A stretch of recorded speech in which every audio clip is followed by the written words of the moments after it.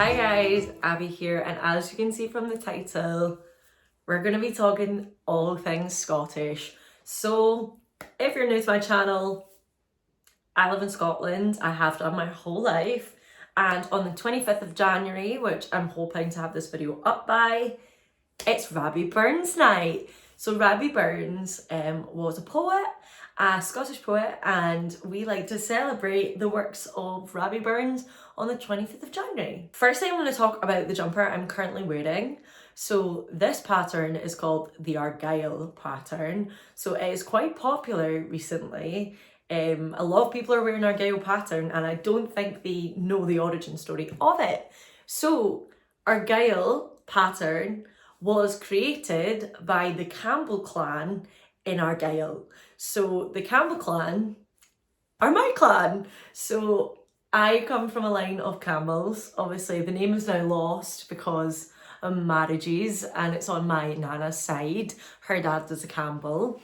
But yeah, I don't know if it's really something to brag about, to be honest, because a lot of people see the Campbells as losers because we killed the McDonald's in their sleep. So we didn't even try during the day where they could fight back. We went and killed them while they were all sleeping. So I don't know if it's a thing to brag about, but the Campbell clan in Argyle did come up with the Argyle pattern that you see a lot today. Now, the main reason I wanted to make this video, especially at Rabbie Burns, is I wanted to show you a little bit about Scottish traditions, as a lot of my followers are American, so you might not know, and even some of my English friends you might not know, so I thought it was good. But I picked this up, I think a year ago now, Scottish folk and fairy tales. Now, none of these are Rabbie Burns, but I thought it would be interesting to share some of these with you as well. So one of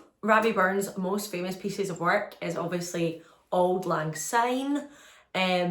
We play this at any occasion. We play it for Rabbie Burns night, we play it for weddings, we play it for New Year's. It is a big cultural thing for us, and it's quite emotional. Like, you all link arms and kind of shake hands with each other.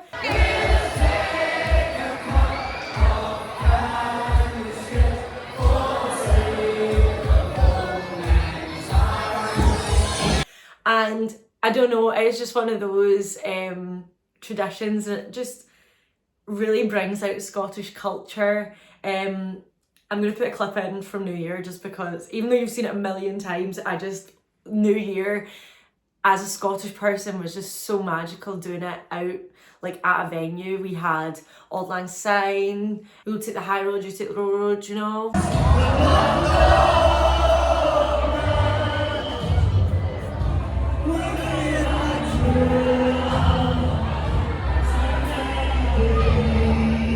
So what does Auld Lang Syne actually mean? So basically it roughly translates to old long since, and it kind of represents hope, renewal, friendships.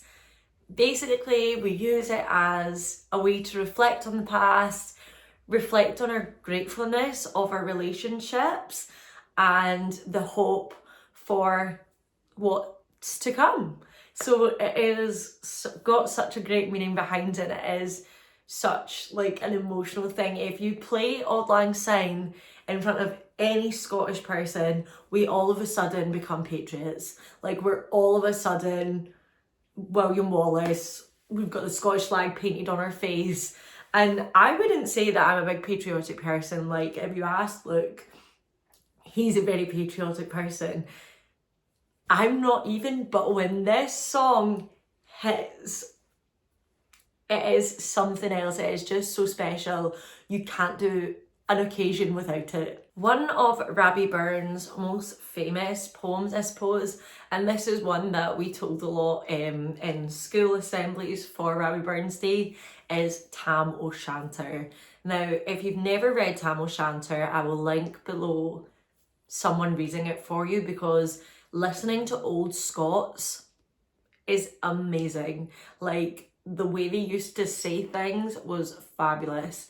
But I'm going to give you a roundabout explanation of what Tam O Shanter is about. So we have Tam, and he's a drunk, and his wife's like, listen, stay home tonight, like don't go out. Obviously he doesn't listen, and he goes out and he's absolutely bluttered, and he is wobbling about, and he finds himself at the kirkyard, and he sees witches dancing to bagpipes. So the devil dressed as a black dog, they are dancing and having a great time, and big old drunk Tam shouts over, let me find out what he shouts. Okay, so Tam shouts, "Well done, cutty sark." So he's basically saying, well done, short skirt. And obviously they're like, what the heck? Who is this? And they're witches and warlocks. So there's a witch that chases him because he obviously is like, oh no, what have I done? Jumps on his horse, and he knows that he has to get on his horse and get himself to the Brigadoon, across the Doon River. But these witches are getting on his tail, quite literally, and the witch grabs onto his horse's tail as the horse jumps to get over the bridge, and they survive, but his horse has lost his tail. The witch is still holding it across the river, and he has to go home to his wife, who told him not to go out, and tell her what has happened. So it's just a fun, silly folktale. One of my nana's favourite Rabbie Burns poems is To a Mouse. It is literally a poem dedicated to a mouse. I'm going to read a little bit to you because she knows this off by heart, this poem, which I think is absolutely amazing. I don't, so I'm going to read a bit to you. So this first segment is the bit that she talks about all the time. So it goes, this was in 1785. "Wee sleekit coorin timorous beastie, oh what a panic's in thy breastie. Thou needna start a wassy hasty, wi' bickering brattle. I would be laith to run and chase thee, wi' murder and pattle." So yeah, that is my nana's favourite. So let me tell you a bit about this one. This one is a lot more simple. This whole poem is a poem about remorse that Rabbie Burns feels because he finds a nest of mice in the plough, and he has to get rid of them, and he feels really bad about it, and that is the moral of this one. So we have a fair few Rabbie Burns that are still like known today. Like we do pass it down, we do teach the younger generation about Rabbie Burns, just kind of so it lives on. Okay dokie, so this is a traditional Scottish dinner. So we have our haggis, we have our neeps, and we have our tatties. So haggis can be cooked in multiple different ways.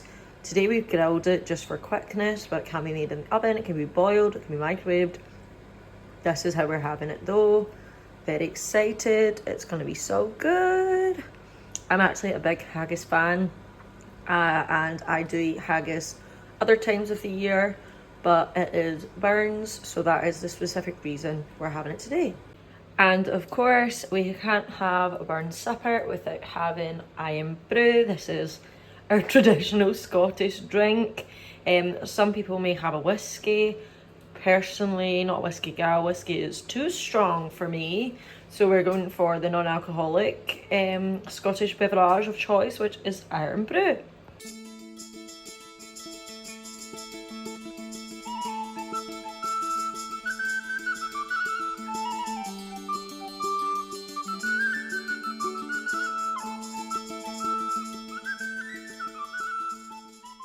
So this is my tartan kilt. So this is a ladies kilt, so it is a wee bit shorter. You can get longer ladies ones, but they're usually about this length. This tartan is Honour of Scotland tartan. So this is like our kind of national tartan, I suppose. However, the red tartan you've seen is the most popular tartan, which is the Royal Stuart tartan. That's the kind of tartan you see everywhere, like on shortbreads and everything. And then the yellow tartan you saw me wear is the MacLeod of Lewis tartan, and they're kind of like the most universal tartans, as this one, because obviously this is an Honour of Scotland tartan, so you can wear these tartan. Obviously, anyone can wear any tartan, but I feel like when you start getting into like the clan stuff, it gets a bit messy. Like, I don't think I should be wearing McDonald tartan considering what the Campbells did to the McDonald's. I think that would be a bit of a cheek. But yeah, I'm gonna try over here. I'll put a picture of Campbell tartan. I'm pretty sure Campbell tartan's like blue, purple. Yeah, I think so. Kind of similar to the Honour of Scotland. So there is Honour of Scotland and there's Heritage of Scotland. Kind of look the same, but the Heritage of Scotland has double white lines, so very similar but different. And I would usually wear it with a white blouse, just because dress it up a wee bit. I've just got it on with this just now just because I wanted to show you it with the white. So yeah, this is my kilt. Okay, so that is the end of our Burns night. I didn't get much through the book, to be honest, because reading Old Scots is actually quite difficult. I've had to Google a lot of it to understand it. The first book I read is about a guy called Connell, and he fights against the king. So they both send their sons to fight. However, all their sons die. So he goes into this cauldron and he comes out and he's basically invincible. So unless someone knows what his fatal flaw is and knows where to strike, then he is never going to die. It kind of reminds me of the River Styx, but that's the cool thing about fables and old folk tales and stuff like that. They are all kind of drawn from the same kind of thing. So a lot of fairy tales and folklore are very similar to ones of different countries. I'm very excited to read more of this book because it has been on my TBR for ages. So I hope you guys enjoyed learning a little bit more about Scottish culture, about our Rabbie Burns. That has been so much fun sharing that with you guys. So make sure you like this video because it really helps the channel. Commenting below, do you know anything about Scottish culture? Have you tried haggis? Do you know where Rabbie Burns is? Let me know the info down below. Also, if you're new, subscribe and become part of the Bookish and Lifestyle family. Pop that notification bell on so you don't miss a single video, and I'll see you next one. Bye!